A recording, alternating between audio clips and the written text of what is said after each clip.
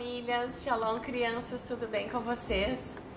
Hoje eu quero contar a nossa segunda história do playlist de Gênesis, que está lá em Gênesis capítulo 4, do verso 1 ao verso 16, que é a história de Caim e Abel, os dois irmãos e os dois altares.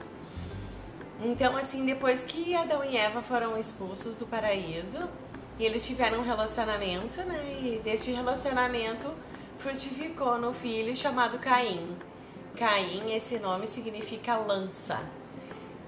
Logo a seguir, né, que eles tiveram Caim, passado um tempo, eles tiveram um filho chamado Abel. Abel significa sopro. Então, esses foram os primeiros filhos de Adão e Eva, né? A palavra de Deus diz que Caim era agricultor e Abel era pastor de ovelhas. Então eu acredito que quando eles eram crianças, assim, Adão e Eva tinham ensinado para eles sobre os sacrifícios de oferta ao Senhor, né? E um belo dia, Abel escolheu do seu rebanho o melhor carneirinho, né? Sem defeito, sem mancha, sem mácula, né? Uma das primícias do seu rebanho e ofereceu ao Senhor. E a palavra de Deus diz que Caim pegou da sua lavoura, né, alguns vegetais e também ofereceu ao Senhor. Nós sabemos, né, ali na Bíblia Sagrada, no livro de Levítico, que existem ofertas de manjares, né, mas que o sacrifício, assim, de expiação de pecado, ele é oferecido por sangue, né, com sangue.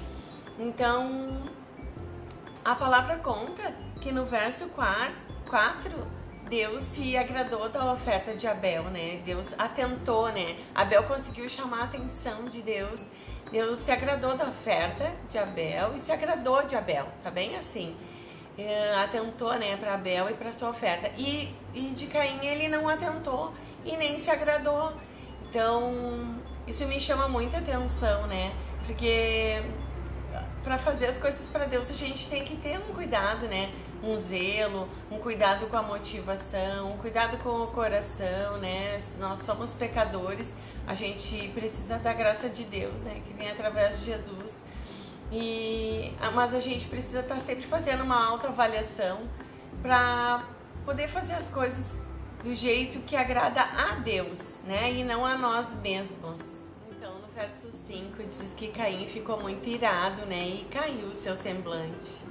Eu acho tão interessante que lá em Provérbios 15, 13 diz assim, ó: o coração alegre aformoseia o rosto, mas pela dor do coração o espírito se abate. Caim estava vivendo o contrário dessa palavra, né? Porque quando a gente tem alegria em Deus, em ter a plenitude, assim, da presença de Deus, né? O nosso rosto se alegra, nosso semblante fica feliz, né? E Caim estava ao contrário, ele estava querendo fazer uma coisa conforme o seu ego, a sua vontade, né? A vontade do seu próprio coração e não a vontade do Senhor. E ele ficou com o semblante caído, né? E eu fico imaginando, assim, Caim com aquela cara artificial, sabe? Tipo daquelas pessoas que a gente vê, às vezes, que não tem alegria verdadeira, sabe? Aquela cara, assim, falsa. Aquela cara, assim, que não é uma alegria de verdade, né? E isso ocorre muito, assim, quando a gente não aceita, né, a vontade de Deus, não aceita ser original em Deus, né? Quando a gente começa a querer ser artificial com as coisas artificiais desse mundo, seja assim, não aceitando, às vezes, por exemplo, o nosso biotipo, aceitando as coisas que Deus fez, né, na nossa vida, ou querendo copiar os outros, querendo fazer coisas artificiais, né? Tem pessoas que são completamente assim, piratas, né? Piratas assim da busca por copiar, às vezes, as pessoas, né? Outras pessoas, outros jeitos, e isso não é nada legal, né? Porque Deus nos fez, né, com o nosso jeito original. Deus tem coisas específicas, né, para nossa vida. Eu gosto muito de trazer isso assim para nossa natureza aqui, para o nosso país, sabe? Eu sou super patriota, eu não quero ser como as pessoas dos outros países. Acho que cada pessoa tem o seu jeito, a sua cultura, né? Mas eu sou bem brasileira, gosto das coisas que Deus fez em mim, gosto da minha natureza e procuro valorizar, né, tudo que Deus fez pra mim, em mim, na minha família. E isso, eu acho que isso nos enche, né, com a verdadeira alegria. Mas o nosso amado Deus é um Deus de chances, né? Ele sempre dá uma segunda chance pra gente se arrepender. Mas Caim não aproveitou essa segunda chance, né? A palavra de Deus diz que no verso 6, Deus pergunta a Caim duas perguntas. Ele pergunta assim: por que te iraste? Por que decaiu o teu semblante? Então, se você proceder bem, né? Deus falou assim: se você proceder bem, serás aceito. Mas se procederes mal, o pecado jaz à tua porta, né? Mas cabe a ti dominá-lo. Então Deus estava dando chances assim para Caim refletir, né, sobre aquelas coisas que ele tinha feito, né? Mas Caim não observou, né, os conselhos de Deus. Caim não quis entender, né, os conselhos de Deus. Continuou firme ali no seu pensamento rígido, né, no seu pensamento de orgulho, seu pensamento de egoísta, egocêntrico, narcisista, né? E no verso 8 conta que Caim armou uma armadilha para Abel, né? Caim convidou o irmão para fazer um passeio, né? Ir até o campo. Eu acredito que Caim deva ter levado o Abel até as suas lavouras, né? Lugar onde ele tinha autoridade, domínio, né? Lugar onde que ele trabalhava. E depois que ele levou o irmão para ali, ele agrediu o irmão, ele atacou o irmão, levando o Abel à morte. Então, no verso 9, né, Deus pergunta para Caim, onde está Abel? Tanto Deus como Caim sabiam, né, onde estava Abel, mas Caim respondeu: não sei. Eu fico imaginando ele até meio desaforado falando com Deus, né, porque Caim me demonstra ser uma pessoa muito orgulhosa. E aí, mas Deus estava dando mais uma oportunidade, né, para Caim se arrepender. E Caim não se arrependeu. Em seguida, Caim ainda responde para Deus assim: por acaso eu sou guardador do meu irmão? Como se estivesse falando nos dias de hoje, né? Por acaso eu sou babá de Abel? Então, Caim foi muito desaforado e muito cara de pau também, né? Porque ele sabia que Deus era onisciente, onipresente, né? Que Deus enxergava tudo, onipotente, e que para Deus nada fica oculto. Mas ele estava assim naquela arrogância, né? Muitas vezes nós somos assim, né? Nós estamos errados e mesmo assim nós temos argumentos, enfeitamos, fantasiamos nossos argumentos como se a gente tivesse certo, né? Sendo que seria muito mais prudente, né, e mais digno a gente se arrepender e confessar diante de Deus, né, nossas falhas, nossos pecados. Mas aí Deus, né, ninguém engana Deus, né, e Deus responde assim, ó, no verso 10, né, do capítulo 4, que fizeste? A voz do sangue do teu irmão clama a mim desde a terra. E Deus completou ainda no verso 11 assim, ó: e agora maldito és tu desta terra, desde a terra, que abriu a sua boca para receber a tua mão e o sangue do teu irmão. Então, Deus assim estava decretando, né, um futuro para Caim assim muito pesado. E Deus ainda acrescentou para Caim, né, que quando ele lavrasse a terra, ela não ia produzir na mesma força, né? Deus ainda disse que ele seria errante sobre a terra, né? Que ele não... como se ele não tivesse raízes, né? Que ele seria fugitivo, migrando sempre, né?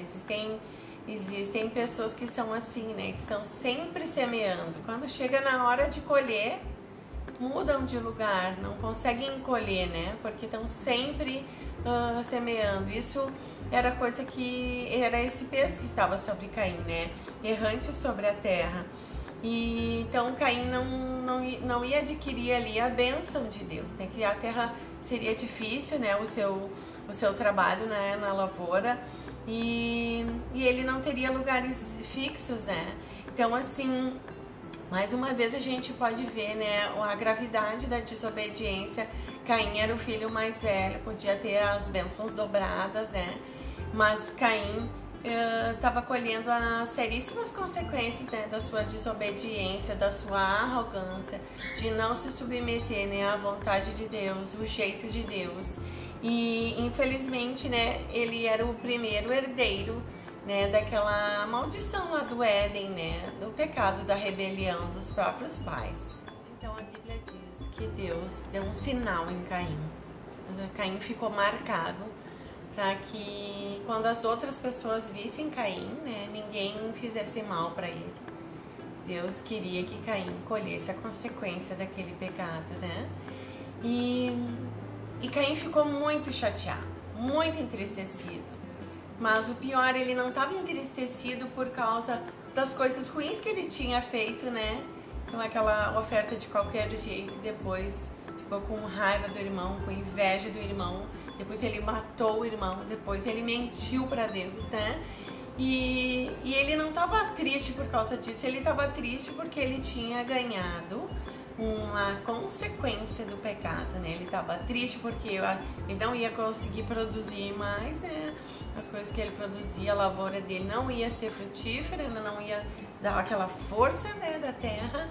E ele estava chateado também porque ele ia ser errante, né, sobre a terra. Não seria um cara sem raízes, um cara que não tinha lugar para pertencer, né?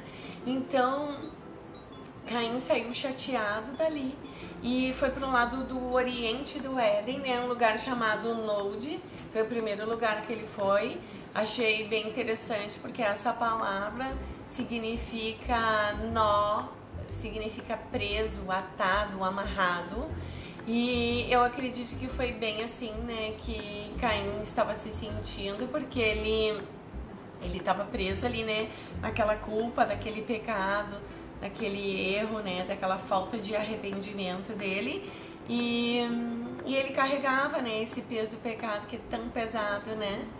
E lá em Romanos 3:23 tem o verso, né, 3:23, que acho bem interessante, que diz, né, a condição não só de Caim, mas de todos nós, né, que diz assim, ó, porque todos pecaram e destituídos estão da glória de Deus. Todos nós, né, precisamos, né, do resgate de Jesus, né, aquele resgate que ele fez lá no Calvário, né, na cruz. Mas Jesus não está morto lá naquela cruz, né? Como alguns pensam assim, que Jesus foi derrotado. Não, Jesus ele morreu, ele levou sobre a vida dele, né, a culpa do nosso pecado, que Jesus não tinha pecado. Então ele levou, ele foi o último sacrifício, o último cordeiro de Deus, e ele levou sobre si, né, todo o nosso pecado, todo o nosso erro, para que todo aquele que nele crê, né, crê que ele morreu e ele ressuscitou, ele resgatou, né, a nossa autoridade espiritual que Adão tinha perdido, né, lá no Éden. Jesus resgatou isso. Então isso é bem interessante, né, e fica uma mensagem muito forte, né, para mim e para ti, de como a gente precisa, né, do sangue precioso de Jesus para nos limpar e nos purificar de todo o pecado. Jesus é o único caminho, é a verdade e a vida, né? Jesus, ninguém consegue ir ao Pai, né, a Deus, a Yahvé, se não for através de Jesus. E quando a gente declara que ama Jesus, que crê nesse sacrifício, e quando a gente se arrepende do nosso pecado, quando a gente enxerga que somos pecadores, Deus ele nos aceita na família dele, a gente recebe o Espírito Santo e a gente começa a fazer parte, né, da família de Deus, e começa um grande processo, né, uma caminhada de fé, onde Deus vai trabalhando o nosso caráter, vai trabalhando a nossa vida. Então, se tu ainda não entregou teu coração para Jesus, declara agora, repete comigo aí: Eu reconheço que sou um pecador, que eu preciso do sacrifício de Jesus. Eu creio que Jesus morreu na cruz e ressuscitou. E eu quero receber Jesus como Senhor da minha vida. Eu também quero receber o Espírito Santo para me guiar, me dar boas ideias, guiar meus pensamentos e os meus caminhos. E eu quero fazer parte da família de Deus. Tá bom? Tu já faz parte então da família de Deus. Se tu gostou do vídeo, não se esquece, deixa o teu like, compartilha esse vídeo com alguém que tu quer se encontrar lá no céu. E muito obrigada, até o próximo vídeo. Tchau, tchau!